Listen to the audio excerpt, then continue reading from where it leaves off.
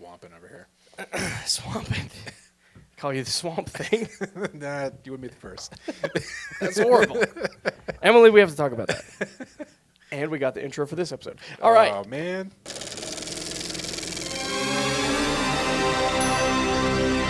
Welcome back to the Cinema Clubhouse Podcast. I am Travis. And I'm Will. And today, Will, we are living in an alternate reality. Ooh. Yeah. It's good. More of a what-if reality. Okay. You know, those scenarios are always fun.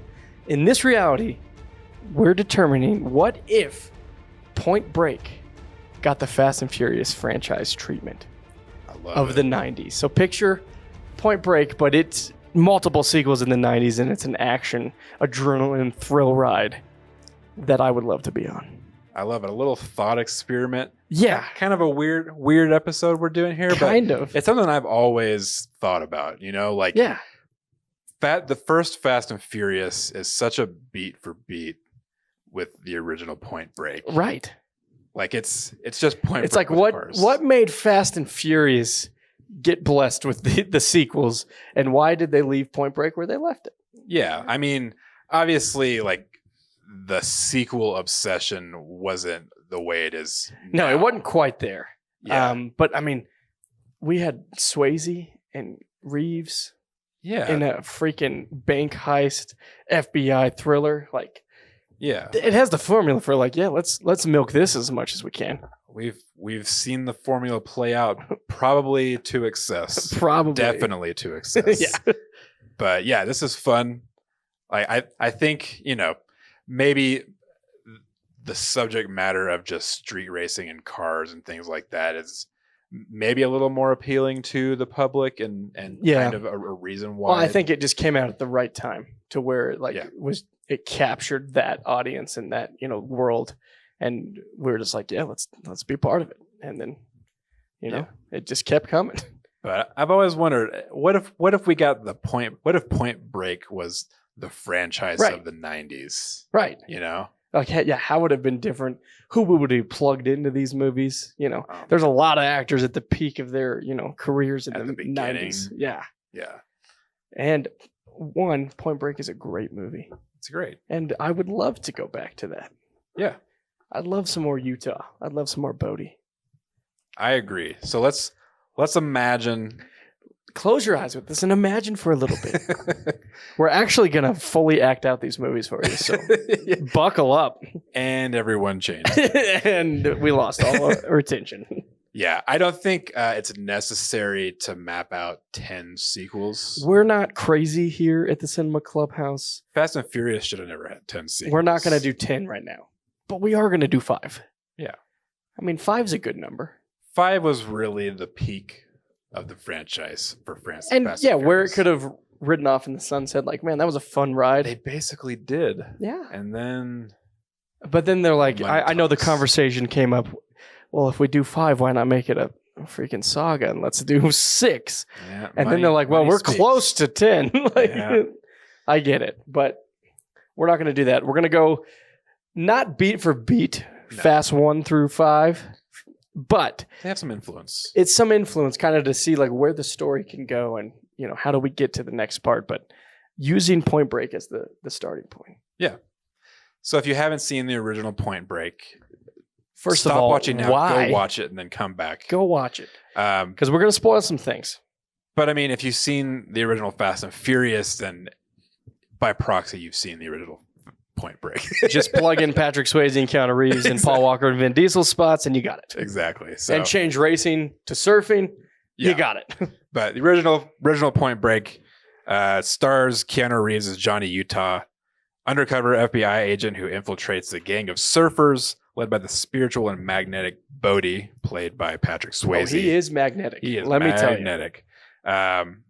Who possibly moonlight as bank robbers.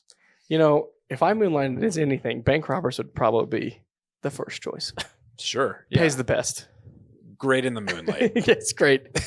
Although I don't Good. think they ever rob. They usually rob during the day. Yeah, no good benefits, but hey, Yeah. you got to make ends meet however you can. So again, pretty much beat by beat. If you've seen the first Fast and Furious, you've seen Point Break. Just substitute surfers for street Right. racing.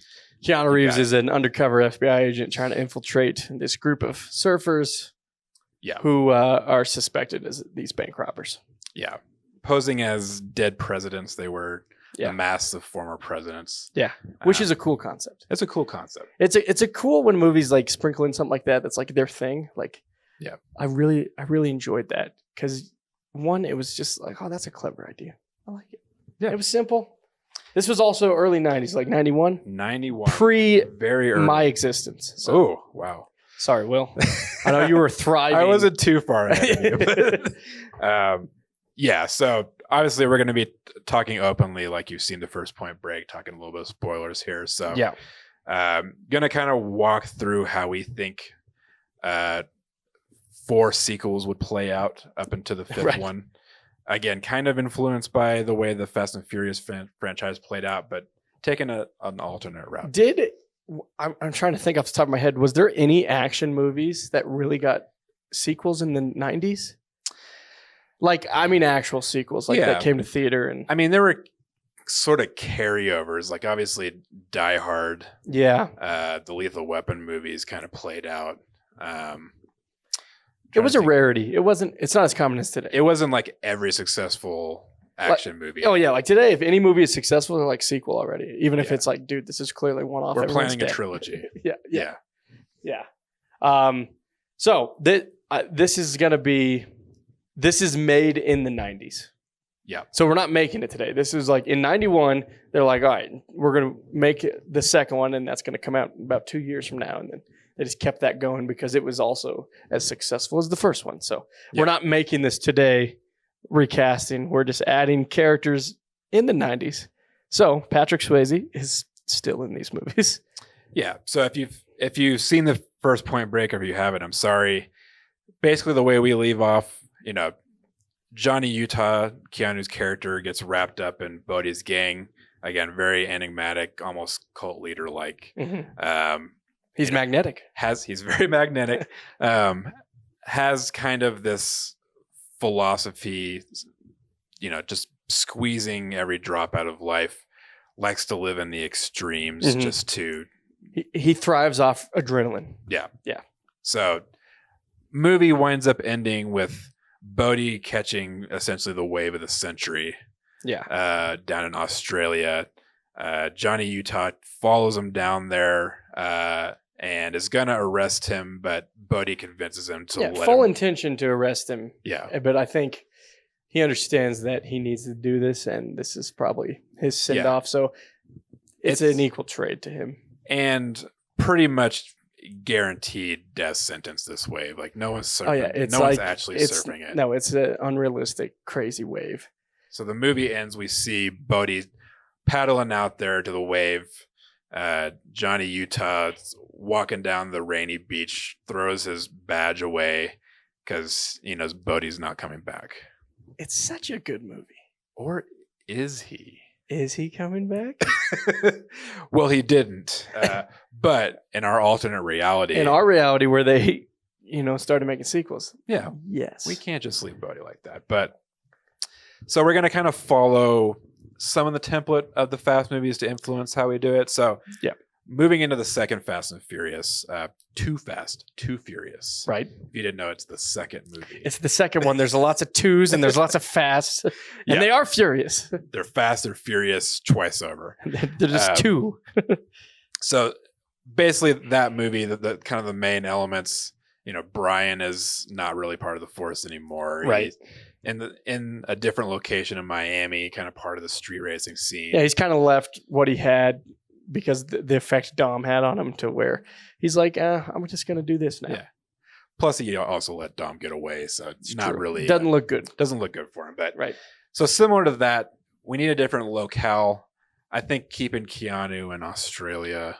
I think it makes sense. It's kind of the place where his relationship with Bodhi ended, and kind of where his trust and what he loved about the FBI also kind of ended there too. So it makes sense that he would start over there.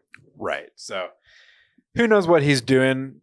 Maybe he joined up with the local law enforcement there. Kind of small potatoes compared to the FBI. But, right. Still kept up with surfing. You know, that sort of carried over. Yeah, I think that's the through line. Like he really got into surfing after the effect, the magnetic spiritual effect that Exactly. that Bodhi had on him. Exactly. So down there, somewhere to Too Fast, he probably gets pulled into something. Yeah, I think there's probably a job or something that they need. He has expertise that they need, so it kind of pulls him back in, even though he's like, "No, I'm just doing the surfing thing now." Yeah. But he, of course, he goes back in to help with the case.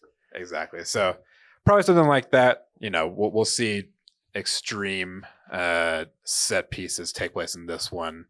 Got to up the ante. So, you know. Yeah, this is the sequel. So, you know, the bigger surf, and better. The surf's even wilder in Australia. Yeah, that's right. You know, he's obviously advanced as a surfer, probably. Yeah. So got to have some big set pieces. But we also need to kind of, similar to the Fast and Furious, start forming not really new the blood family. We need blood. A little bit of new blood. Yeah. I think Johnny Utah is really the only carryover similar to the Fast movies. Yeah, we're kind of just stuck with him. No one else really comes over from the first movie. It's just him, and he needs new friends. Yeah. New I mean, obviously, if you're getting deep in the surfer world, you probably meet some people, and you know, now he's helping with this, probably a bank, something with some bank robbers. That's probably why they need to pull him in. He's got a little experience. So he's probably finding that, but to do that, he needs some help. He needs some help. Yeah. So Brian had Tyrese Gibson. Mm-hmm. I'm blanking on the character's name now, but it's Tyrese Gibson for now. Tyrese Gibson. Yeah, he had Tyrese in Too Fast. We need a Tyrese type character. Yep. Doesn't necessarily have to be the same skill set, but you know, maybe somebody, you know, an old acquaintance, old friend, from his past. Yeah, someone he has a connection with. Maybe a football buddy. I like where your head's at. Thanks, Will. I put it in the same place every day. That's good. Yeah, I like that. Old friend, maybe old football teammate. So this is 1993. This is 93. Okay. A couple of years after 91. I like that. The math checks out. Always does. Math never lies. Math never lies. Or sometimes it does. Except when it lies to you. Except when it lies. So we need someone from that era to pair up with Keanu. You got anybody in mind? Yeah. To pair up with Keanu, let's think. I mean, there's lots of people come to mind. What about like since it's like a football buddy, what about like Will Smith? Will Smith. This would be this like Fresh Prince era. A little before Fresh Prince, so he's kind of an unknown. Yeah. So maybe not as easy to convince the studio. Be like, this is who we need to bring in. But I think he would play off of Keanu well, and I would believe that they know each other. Have they ever been in a movie together? I'm not think sure. they have. But yeah, this would be a good time to pair them up. Yeah. I think at this point in his career, he's kind of like an elevated Tyrese. Yeah. Probably. Yeah, I mean, no offense to Tyrese Gibson, he's not exactly a thespian. No. But yeah, I think that's a good pairing. Again, Will Smith isn't too big for his britches at this time. Right.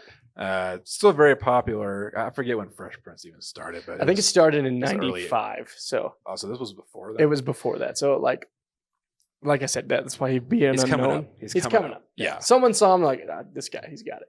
I like it. So yeah, he'd be kind of the buddy who, because I don't know, maybe his skill set's kind of like the getter. Yeah. Whatever that means. The getter. No, maybe he's like a guy that can just get things.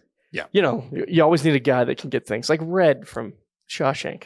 Yeah. Like, he's just the guy that gets things. Maybe that's his skill set. And he's friends with him. They have a connection. So there's trust. Somehow he winds up in Australia. He was just there doing something. He was getting things for people. He was getting things. I heard you were getting things. Yeah.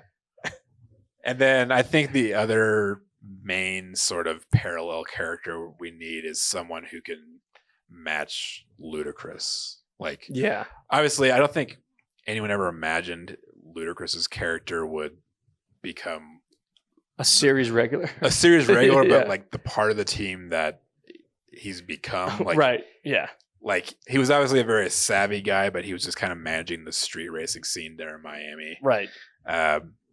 Became friends with Brian, so kind of need someone like that. I think we introduced some of the more like skill elements he has earlier in our series than just kind of like pigeonholing, like, oh, by the way, he's a tech genius. Right. Yeah. No, I think that needs to be known from the start. Yeah.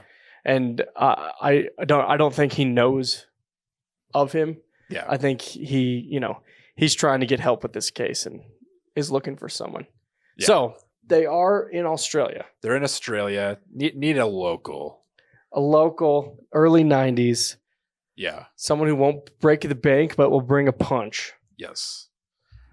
Who you think? At this point, if we were casting now, different story. Right. Big star. But right. At this point in time, I don't really think he'd been in much. Don't know a lot of Aussies off the top of my head, but one I do know of is Wolverine himself, Hugh Jackman. Hugh Jackman. That's good. At this point, I'm thinking of him like his Swordfish character. Exactly. But he's a surf bum. Surf bum Swordfish character, and Swordfish hasn't happened yet because this is 93. This is 93. So, another but 7 years. That's why he got the job in Swordfish. Like, oh, you can already do this. You can, yeah. Maybe that's good. Maybe would have elevated his career. That's good, and that's a good balance to Keanu and Wil, I think. Yeah, I like it. Yeah, again, he's not a big part of this movie, probably. No. But it needs someone that's kind of like. I think we're introducing these characters for what's to come. Yeah. This isn't their time to give shine. Him a little sneak peek. He's just he's the tech guy who is kind of in command of the local surf around there. Like everyone kind of goes through him. And again, this is probably a hard sell to the studio. Like the two next to Keanu are these two basically unknowns. Basically unknowns. Trust us. We know what we're doing. Yeah. I like that, Wil. That's good. But yeah, I think this one pretty much plays out isolated, similar to Too Fast. Yeah. It's another mission. We're just following. Yeah.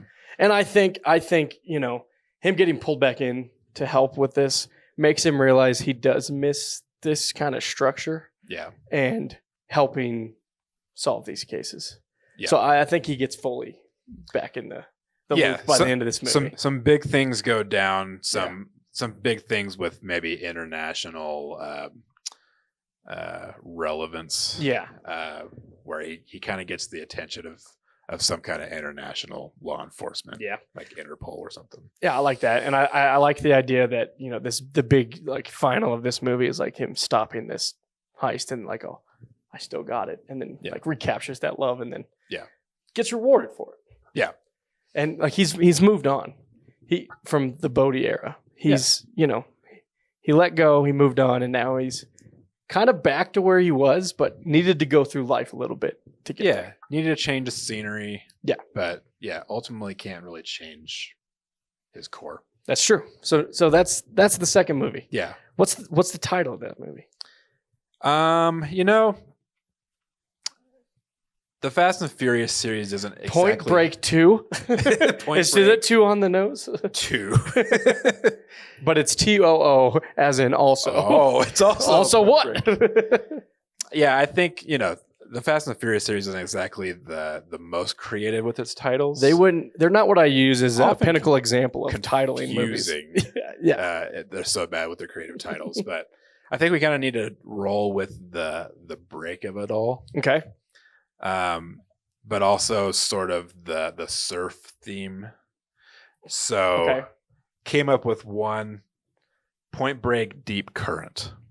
That's good. It's that definitely feels like a title in 93. Yeah. It's generic sequel title. Nothing like... I can see the poster with a big old tidal wave and Keanu looking back into the life of an FBI agent. He's in deep again, He's in deep again. That's good. Okay. So I'm in. Pretty isolated. I'm in. Let's do it. Let's greenlight this. Get Catherine Bigelow on the phone. Let's do it. Hold, please. Hold, please. So if we're kind of following the template of the Fast series, the next movie probably should have killed the franchise.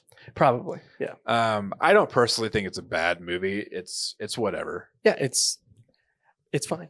But it's even more isolated than the second one. It's so disconnected. There's no even like carryover characters. No, and so I think we'll defer from that instead of like just being like, here's a group of people that some of them will make sense later.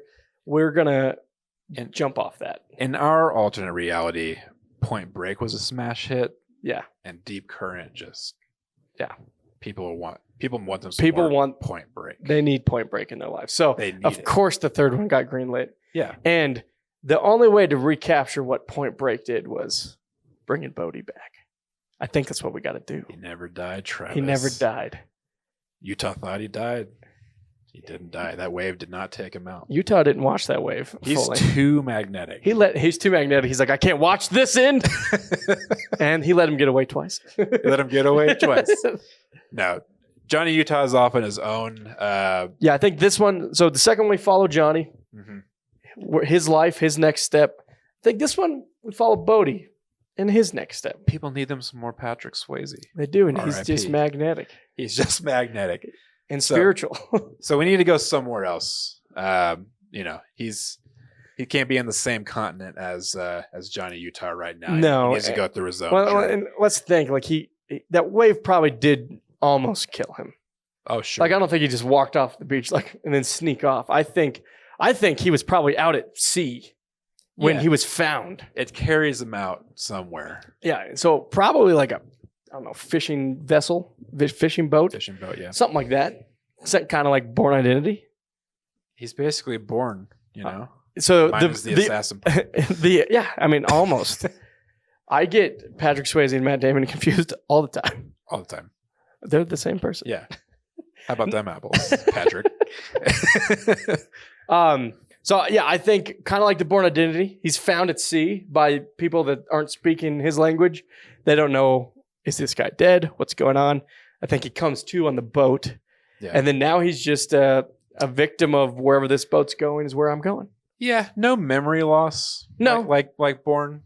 No, he knows. He was on the brink of death. I think he accepted he was going to die, and then he didn't, and now he's like, now I have to accept how to live again. Yeah. So he winds up somewhere else, kind of looking at a map, not the most geographically. He goes left. Yeah, I don't think that the fishing ship is on its way to like New Zealand. That'd be too similar. Sorry, Kiwis and sorry, too similar for us. But yeah, it needs to be somewhere totally different. Yeah. And so just kind of looking at the map, there's a couple different places that are close enough that would make sense for like a fishing ship to be on its way to. I was thinking maybe like South Africa could be cool. Yeah. Not too out of the realm of possibilities for port there, but still kind of looking for something a little more different. So I think Tokyo's too far. I think that's a little too far. Tokyo's a little We're bit at too sea far. for 3 months. We're not going to drift all the way to Tokyo in this one. We're not drifting to Tokyo. We're not drifting. We're drifting somewhere else. Tokyo. But I'm thinking Singapore. Oh, that's good. That makes sense. Singapore is just it's a great location for a movie. Well, yeah, and I feel like a great location to just have a bunch of diversity, and it makes sense where it's not just like what's going on here. A lot of different people there. Yeah. So I think that would be a cool option. Yeah, and so he starts his new life in Singapore. Yeah, and so this one again, we're trying to be a little more organic in the way the story is progressing. This isn't like just some separate standalone story that we tie in later through some convoluted, I can't think of the right word. We're not going to have it to where like nothing nothing makes sense, but a flashback in the next movie will be like, oh, that's how. It's like, oh, a scene you haven't showed us. Of course, it didn't make sense. Yeah. Yeah. No, we're not doing that. So this one's just going to follow Bodhi. Yeah. For the most part. And he just becomes his magnetic, normal self. Just magnetic. I think he gets back into surfing and extreme things, living adrenaline rush, and kind of just living free knowing he's dead. Yeah, and there's no expectation. You know, that his brush with death hasn't changed who he is at the core either. No. You know, he's still got his philosophies, wants to drain every drop out of life. Right. But he probably falls back into his old ways. I would think so. I think, you know, I mean, you've got to financially support yourself. Yeah. No matter where you live in. And I don't think it would fit him to just have a normal job and back to that. I think he would. He's not about the 8 to 5. No, and I think some people understand what his skills are and like what he could do. And I think they tap into that as well. And kind of like, just like Utah got pulled back in. Yeah. Same thing. Yeah. So I think just mirrored. Yeah. I think in Singapore, he falls into some sort of underground thing. I don't know. Yeah. Maybe like a gambling. Yeah. Something like that. Where he kind of not really starts to form a new crew immediately, but like starts building connections. He starts building some connections. You know, if we're mapping out sort of in the Fast and Furious template, kind of building to our Fast 5 culmination sort of movie, we got to start building the pieces of, you know, who is this larger team who's going to be a part of the big team for the big building blocks. Yeah, exactly. So Bodhi needs a crew. Yeah. Similar to Johnny Utah needing a crew. Yeah. Bodhi needs a crew in Singapore. He's on his own. Yeah. Who do you have in mind to kind of start rounding out that group of? This is 95. This is 95, mid-90s. Mid-90s. We're at the halfway point through the 90s. I'm trying to think of people that would make sense to be in Singapore and that you would like kind of expect, but also not shocked if you like, oh yeah, this character makes sense. Yeah. I don't know. Someone like, doesn't necessarily have to be from Singapore. Someone like Woody Harrelson is just popping in my head.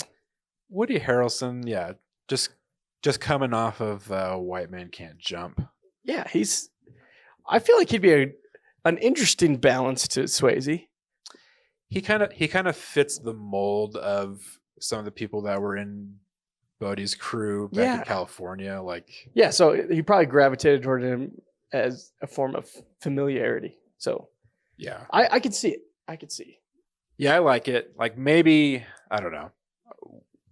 Woody Harrelson is someone who sort of introduced him to the underground gambling ring a little bit. Like.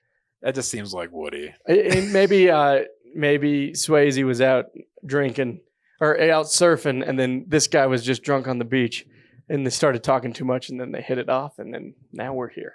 Something like that. Yeah. So he's still laid back Woody like he usually is. Like, but he knows some people, and Bodhi needs to meet some of these people. Yeah. Or maybe he met him. I don't know. Do they surf in Singapore? I think you can surf anywhere there's water. I guess you can surf, right? Yeah. I just don't know if there's like maybe surfing beaches. Maybe he's starting it. He's starting it. Or maybe it's something about other extreme sport we got to introduce in this one, like extreme zip lining. I don't know. Yeah, something parasailing. Like that. Parasailing. Parachuting. Base jumping. I don't know. Is there mountains there? I think it's pretty diverse in its. He's doing something extreme. He's doing something extreme. Maybe that's how they met. Yeah. Here's another one for you. Okay. You got me in like the heist mode. Okay. This would be he'd be pulling double duty at this particular year. Okay. But you know, it makes me think of a movie like Usual Suspects. Yeah. I could see someone like a Benicio del Toro. That's good. Being at Singapore just randomly. Yeah, just doing whatever. Yeah. And probably in that gambling underground world that they're in. Yeah, I could see that for sure. Yeah, maybe he's more the intro to. Yeah, maybe he's the gateway to get back into this life. Yeah. So I think that's good. He'd be a good introduction. I can see him in Bodhi's gang. I can see him kind of showing Bodhi the ropes, Yeah. And I don't know. That's good. I like it a lot. Especially I think it's interesting. That era Benicio del Toro. Right. I think it's interesting. That's what's hard to remember is like mid 90s. Like we're not thinking today. Exactly. And we've got a young Hugh Jackman, That's right.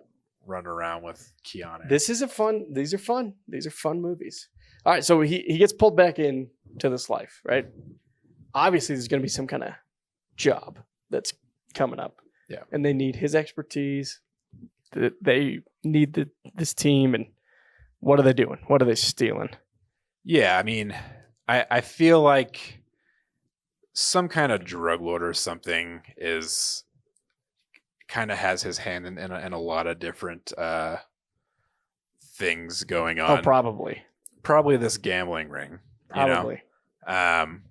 Maybe there's some like really valuable like item within these underground like casinos or what. Yeah, maybe it's worth unthinkable amounts of money, and probably the people who have been in Singapore know what this is and what it means.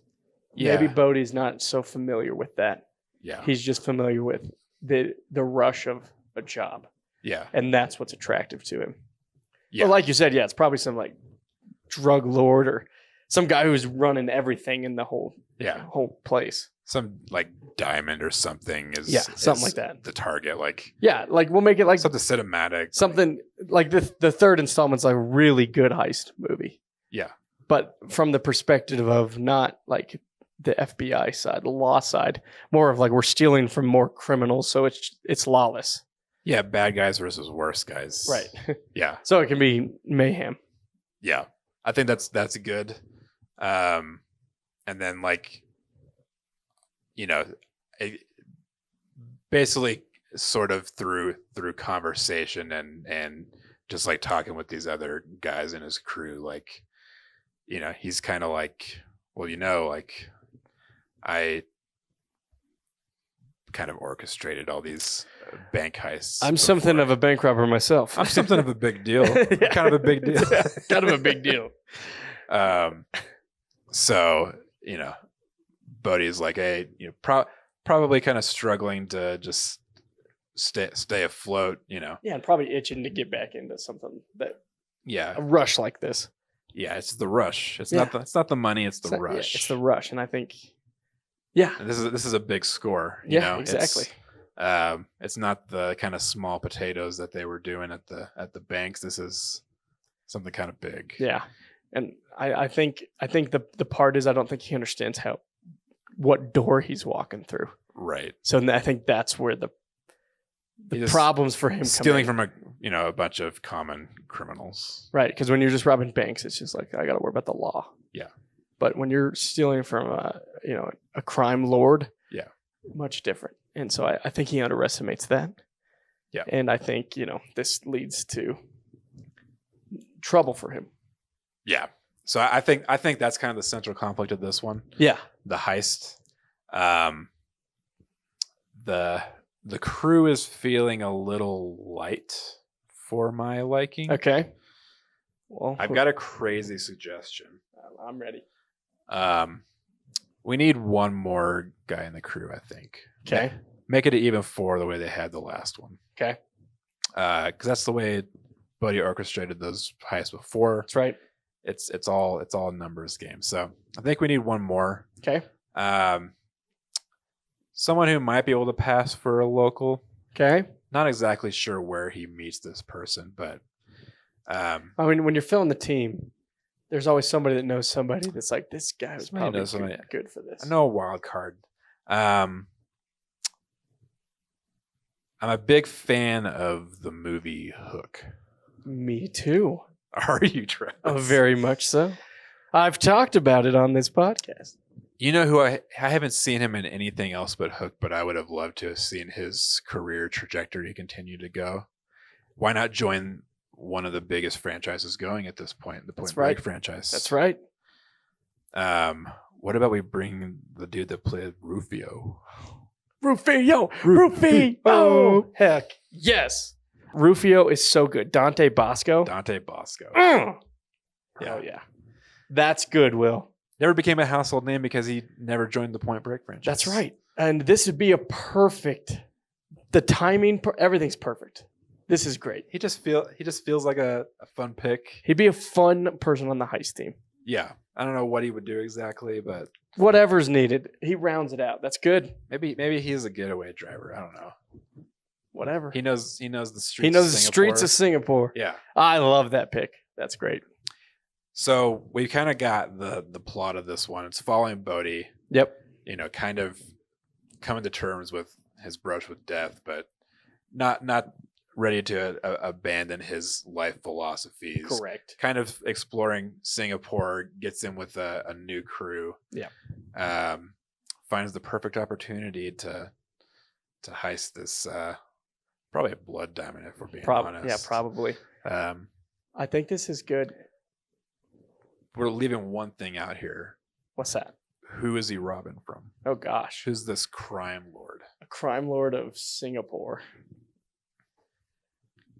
William H. Macy.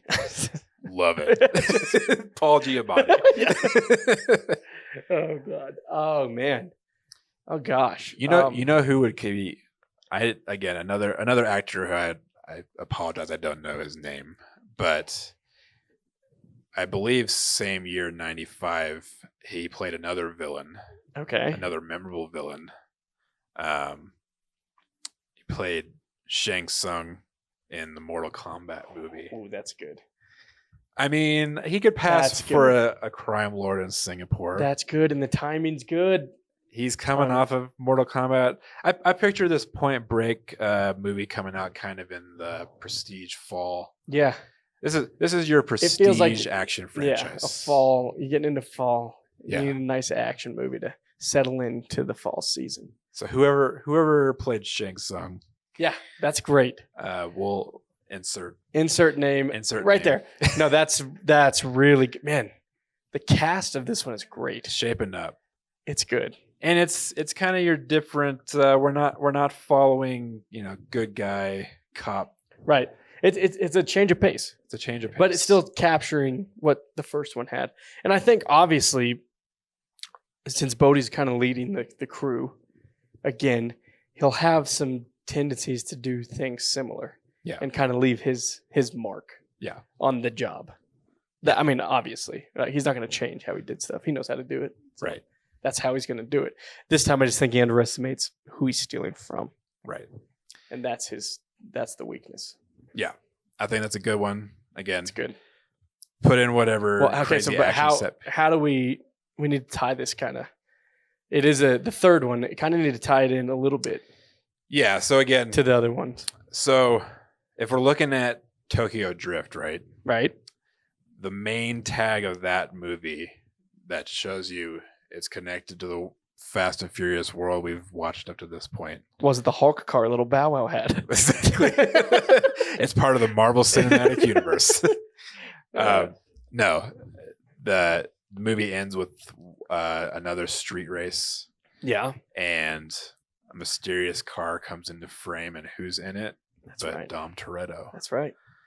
So we need something like that. Something that captures that, but not like that. Right. It's not like Utah's like, you race. Yeah.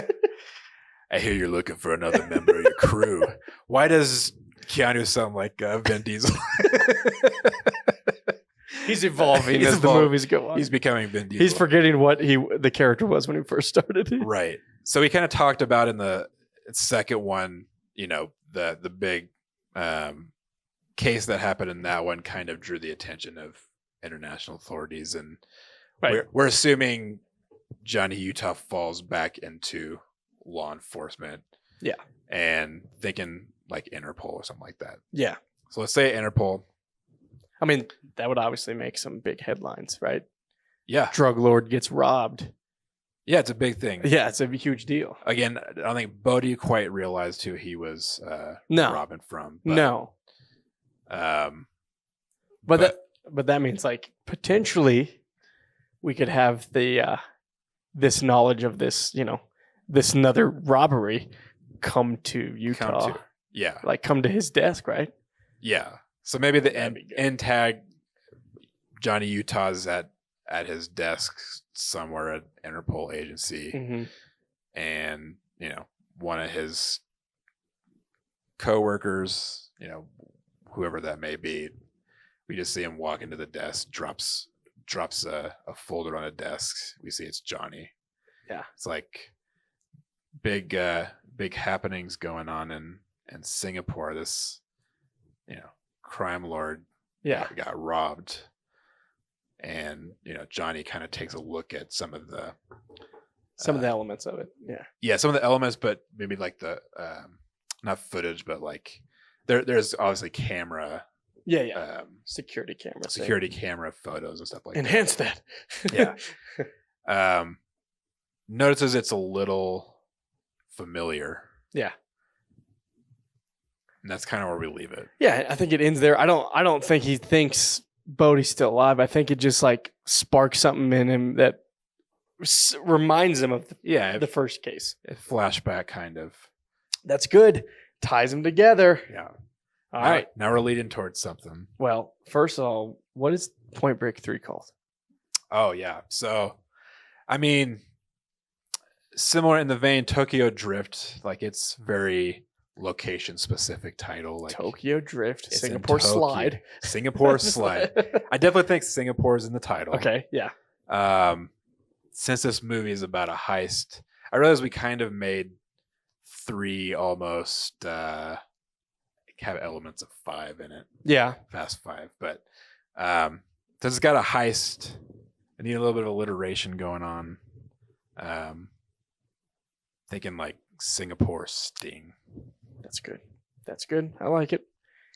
It doesn't roll off the tongue too easily, but no, but I think it plays into kind of what like I think Bodhi's about to get the sting from this job. Right. It wasn't the job itself.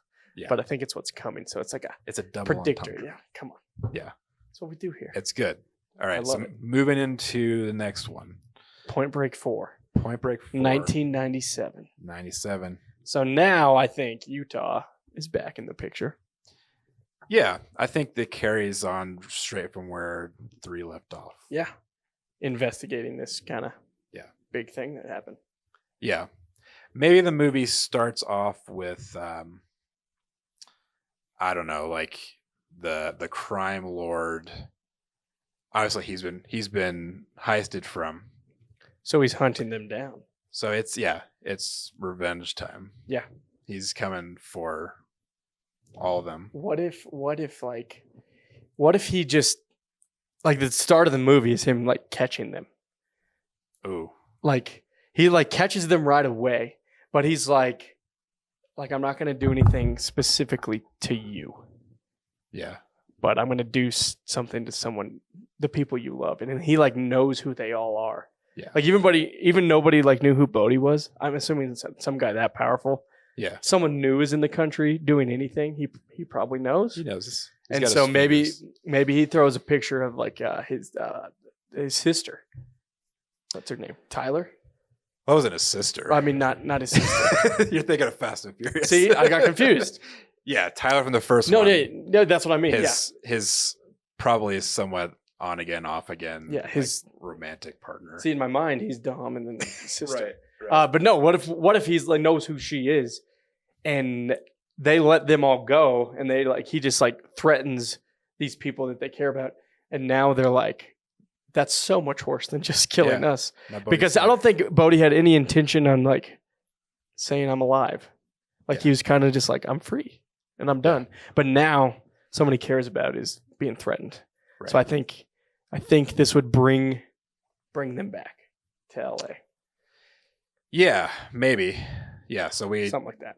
Yeah, so brings him back. Obviously, he's got to reveal himself to Tyler. Yeah. Kind of let her know the situation. He does it just like the Joker. Hi. Exactly. Exactly. He's his nurse outfit and everything. Yeah. And so Tyler is brought back into the fold sort of. It's like a callback to the first one. Yeah. Right. Yeah, we need to start looping them back together. the way the fourth Fast and Furious did. Yeah. Brings everything kind of back home. Yeah, back to where it started. Back to where it started. But yeah, now they got a crime lord after him. Yeah, which is not good. A little more on Bodhi's turf. Yeah. But yeah, I think kind of he brings the whole crew with him. Yeah. And they're gonna go, save the people they care about. Yeah. Try to protect them. And then on the flip side of things, we got Utah and let's say his new partner are investigating this case and trying to, this is a big deal. Like they know who this drug lord is. They're aware. Now this drug lord is moving and he's not only that, but he's like entering the United States. So they know something's happening. So they're probably investigating what just happened. Yeah. And so I think we need somebody to play his partner. We need I think this is where, it may be a movie early in this series, okay. but it's where we need the Hobbs character. Yeah, it is character. This is a great time to introduce him. It makes the most organic sense. It's we're now within like Interpol. Yeah, it's a good time to introduce. It's basically okay.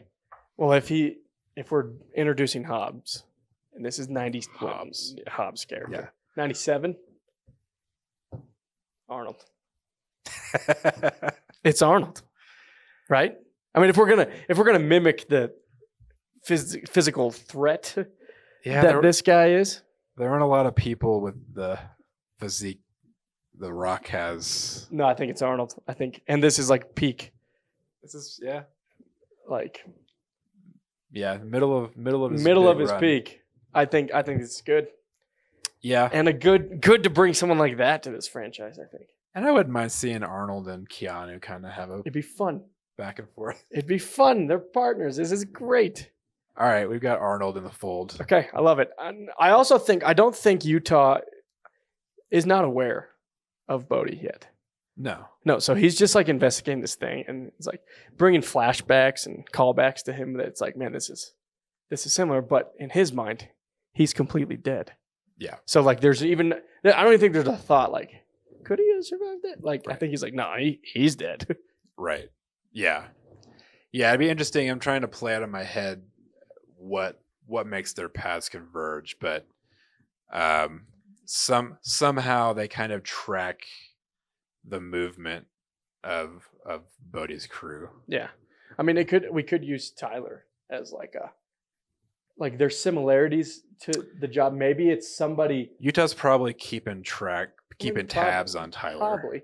And maybe since it's reminding him so much of that first job, maybe there's some acquaintances that he's not aware of that maybe like copycat and so maybe that's his only lead.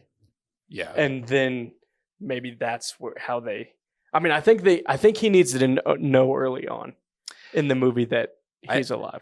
I think maybe how it happens is, he's kind of reviewing the tape of this heist, this robbery. Yeah. And there's just something about the tactics that just send off flares for him. And it just gets him wondering. It's like, I never saw a body wash up. Right. And so, he has to sort of investigate. Well, yeah, if that's a possibility. They got to follow any lead they have. And like, since they don't really know much about who could have done this job, he's got to start with similarities that he sees to just, cross it off the list. So he's kind of been keeping tabs on Tyler. Right. And, maybe they never really continued on after the first movie. Yeah. But he knows her past with Bodhi. Mm-hmm. And so if anyone would know if Bodhi was still alive, it might be her. Yeah. So that's maybe what brings him back. So and I think he goes there, and I think he finds Bodhi. He goes there looking for Tyler. there's Bodhi. And then I think they have a just stare off like both of them don't really know what to do. There's probably some conflict. I think there's conflict, especially because I think the partner, the Arnold is probably like. Yeah. Well, I mean, there's got to be something like, I don't know. Well, I think it becomes then sort of a little bit of a cat and mouse game where it's like, I don't think Arnold is with him when he goes there. When he goes there. Yeah, maybe he's like, I'm just gonna go check this out. But now I think Keanu is trying to figure out like what to do here. Like, yeah, does he go down the same route as last time? Because he pretty much he doesn't have confirmation that was them in the Singapore heist, right? But probably it's starting to come together. Yeah, like he definitely has leads that Arnold's character doesn't. Right. And so now I think now he knows he's back, and now this just made this case so complicated. Yeah. Because now I think he's torn. I think he'd be torn on. He's happy he's alive, but now he's like, I need to pursue this. Yeah. But I didn't want to last time. Right. And I've already moved on. Right. Now what do I do? Right. So the conflict in Utah has started. Yeah. And Arnold doesn't understand or see that. Yeah. And so now it starts to complicate the rest of the case. So obviously they keep investigating. Now Utah knows more than he's leading on. Yeah. And I think Arnold would start growing suspicious quickly. Yeah. Like, there's something you're not telling me type thing. Right. And then now it's just even worse. And he's a smart enough investigator that eventually he finds out. Yeah, I think he digs up his past and is like, you know this guy. Yeah. And then he finds out, oh, you quit, and like finds out everything. Yeah. And then it complicates everything dramatically. Cut to, we still have drug lord hunting. Yeah. Hunting down everybody. So then it becomes, similar to Fast 5. Yeah. You've got the law out for Bodhi. Yep.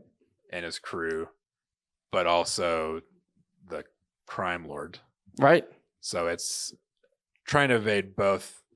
Keanu's trying to decide, like, does he help Bodhi with the crime lord situation? Because that's the bigger fish. Right. And I think he understands that, but I think the partner is kind of like, we got to get the guys that did the heist because that guy's harder to keep contained. Right. So like he's like, let's lean into the we're gonna get Bodhi and his crew. Yeah.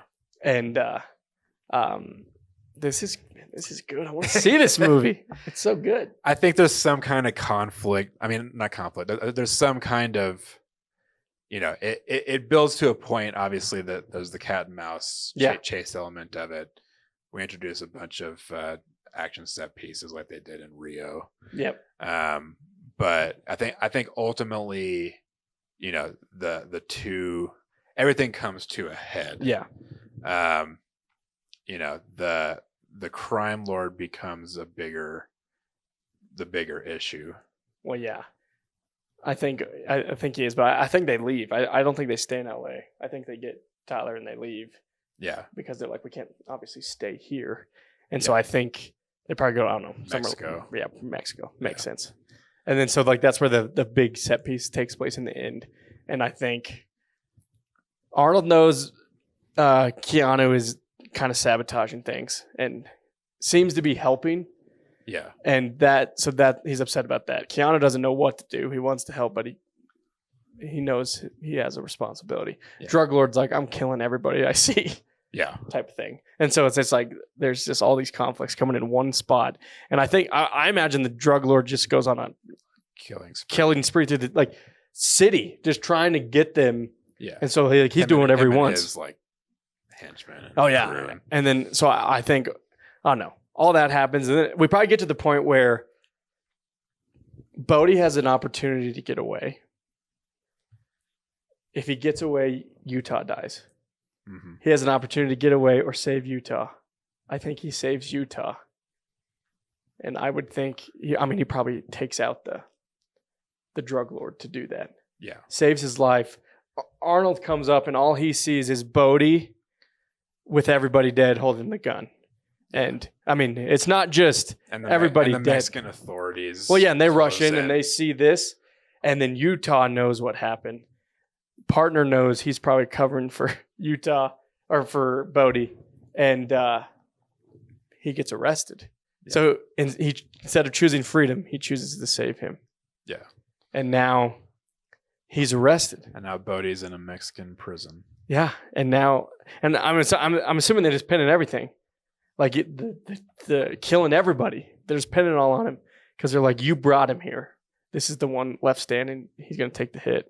Yeah. And he probably goes to some crazy, unlawful, unhinged Mexican prison that has no authority whatsoever. Yeah, and it's just everybody for themselves. Basically a death sentence. Basically, yeah.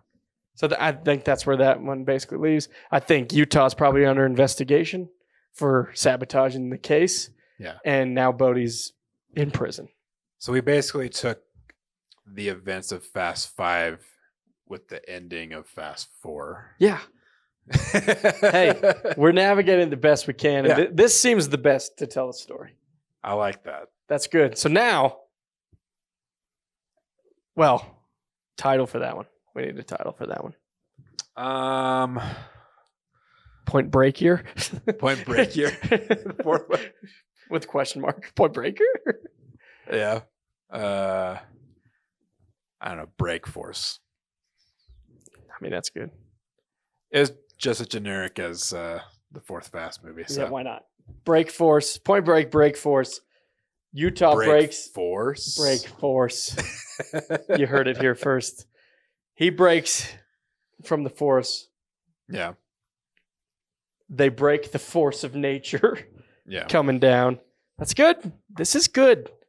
All right, Will. So we need to bring the whole crew together. We need to bring everybody together. We need the Point Break version of the family. That's right. I think we've already done a heist movie. Yep. We've done our kind of separate adventures. Yep. Haven't really talked about them, but there's going to be, extreme sport set pieces mixed into this. Oh, yeah. We'll wave that throughout the whole series.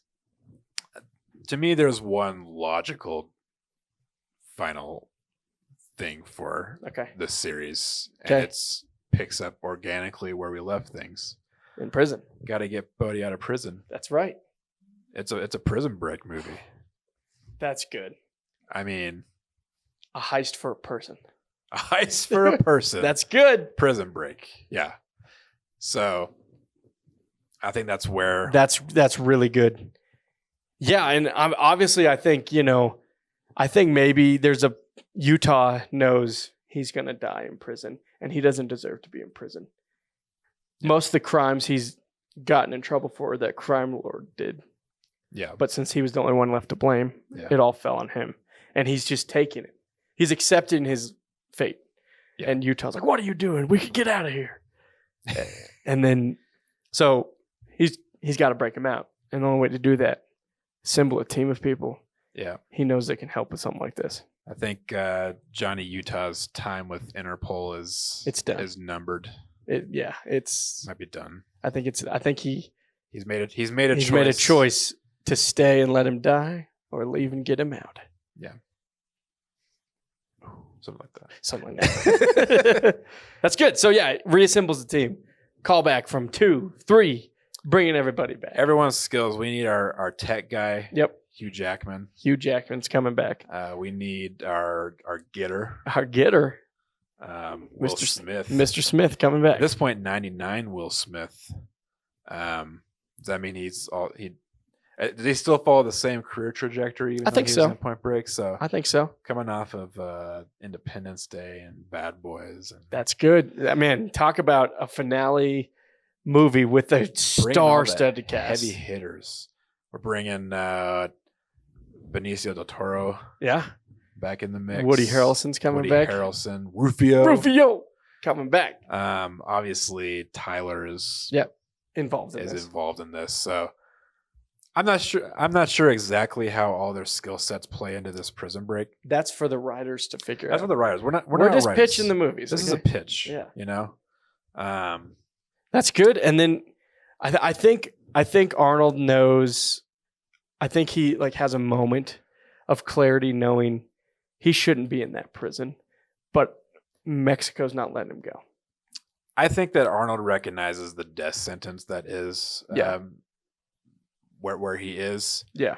And so I think Arnold's motivation is more so getting him back into U.S. or international authorities. Yeah.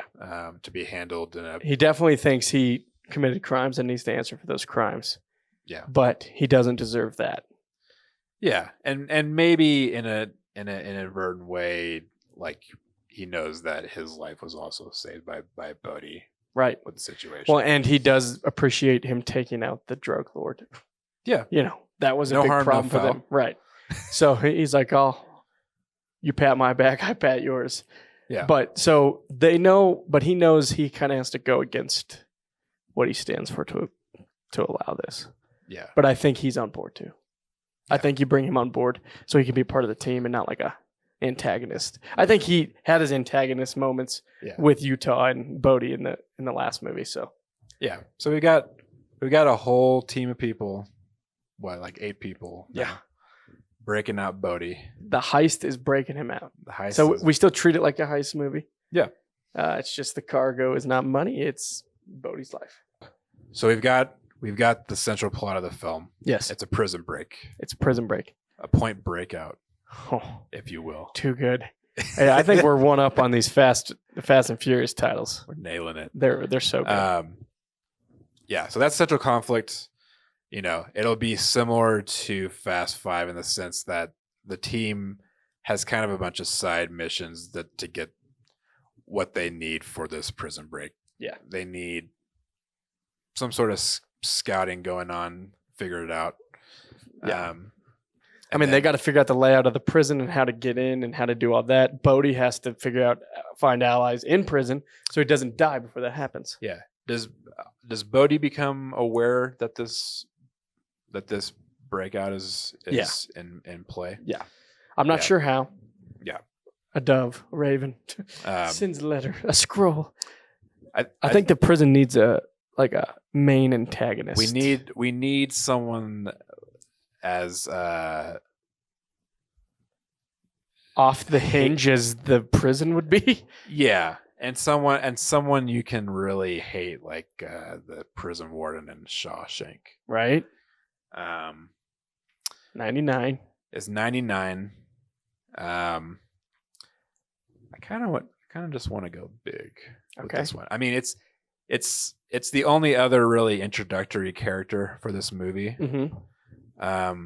Let's get a big name. Okay. Who could you see as a big grab in the 90s as like the warden the type prison character? Warden. Oh, Al Pacino. Al Pacino. I mean, probably logically there's better choices, but I think in a franchise like this at the time, that's who you would choose. You know, the Fast franchise, you know, gets bigger and stupider. Yeah. I think this one's built to be the big stupid team up blockbuster movie. Getting a big name like Al Pacino. Not sure how he becomes a warden of a Mexican prison. Doesn't matter. But it's 90s. We're using 90s logic. That's right. We're just getting the star. Plot convenience, baby. he is. That's right. Al Pacino, the Mexican prison warden. I mean, we're getting heat. He himself is not necessarily Mexican. He's just the warden of the prison. Just the warden. Yeah. That means whatever. He can be. Great central antagonist for Bodhi. You know. Oh yeah. They probably have a lot of run-ins. When I think he knows who he is, he knows his skill set. He knows he's probably going to try something. So he, goes out of his way to make sure life is even harder than it has to be. Exactly. And that's great. So we kind of go back and forth between Bodhi on the inside, our team. Well, I'm thinking of the team conflict when it all comes to head. Having a conflict between Arnold Schwarzenegger and Al Pacino is going to be magical. Cinematic magic. Yeah, that's pretty good. It's good. I think they should have a fight like Hobbs and Dom had. It would be wild. Oh, man. I do wish we could pair up Arnold with someone also like super big and muscular. Yeah. Maybe one of the guards. So Al Pacino is the prison warden. He's more of the Joker in the fight against Batman, where he's throwing people at him. Who's the Bane? Okay. Do we have any other? I mean, do we just go obvious and go Stallone? Why is he working in a Mexican prison? I don't care. Yes. So then we have a fight between the three of them. Dude, this movie, Stallone versus Arnold. Yeah, it's not gonna win any Oscars, but it is gonna win the box office. We got fantasy lived out earlier than when we got like the Expendables. Right. Like they were all a little past their prime at that point. This is still early enough. I mean, Stallone is still rocking it. Yeah. But I mean, this is prime Arnold, prime Stallone, and the draw of that, like in the marketing, the warden. Golly, you got dude. Swayze. You got Keanu. We're making $1 billion. And the biggest, this might be a $2 billion. Yeah, it's going to set the record. It's the biggest franchise in the 90s. And this is the biggest movie ever to come out. Biggest movie ever. It passes Jurassic Park. It's unbelievable. Passes Titanic. It passes 2 years later. It passes everything. Yeah. And Titanic did not have a long-lived run. They weren't expecting Point Break out. I know. So, I want to see this movie so bad. That's it. Point Breakout. So the Prison Break. The Prison Break. Obviously, we have a send-off for everybody. They kind of ride out into the sunset the way that, how Fast Five Bodie goes off looking for adventure. Yeah. I think Keanu and Tyler, or Johnny Utah rather, and Tyler sort of reconnect through all this. Yeah. The same way that Brian and Mia did. And I think Arnold realizes there's more to life than what he was doing. Yeah, this definitely doesn't bode well for his Interpol career. That career's over, but he's gonna open a coffee shop. Yeah, he found his new love for coffee. That's right.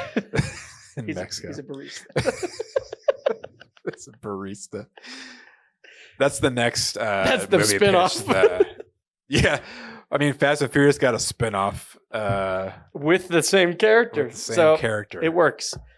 There you have it, Will.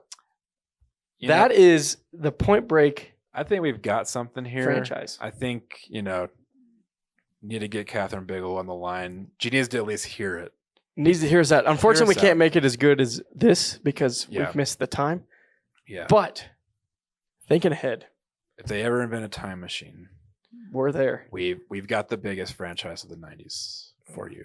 If you guys want to make the most money ever, trust us. This is Hollywood's Apple. That's right. And we're talking, you're going to have the theme park rides and stuff, money forever from this. A crazy surfing ride, roller coaster. Come on. Man. Point Break the ride. That's fun. Crazy thought experiment. This was a fun what if, and one that I really wish would have happened. Yeah. I think it could have been bigger than Fast and Furious. I do too. I don't know. I think so. Some bigger star-studded names involved. Missed opportunity. Missed opportunity indeed, but that's what this segment will be called. Missed opportunity, not a what if, just a missed opportunity. It's all of the above. But yeah, fun nonetheless. I think we got something cool. Who knows? Maybe once we see the Fast series conclude, maybe we do pitch 5 more sequels here. Yeah, maybe. Maybe we do 5 more to this. I mean, this kind of wrapped up in a bow the same way Fast 5 did, but that didn't stop Hollywood. A bow doesn't stop anybody from continuing. Bow stops nobody. But what about you guys? What do you think of our pitch? Do you like it? Do you have any other ideas for castings we could have used? Did we wrap up the story nicely? Did it seem organic? Would you rather see this than the current Fast series? Are we crazy for even doing this in the first place? Give us a movie that deserves the franchise treatment the same way that Point Break did. While you're down there in the comments, leave us a like, subscribe to the channel. And until next time, this has been the Cinema Clubhouse Podcast. It's my favorite episode. It was so good.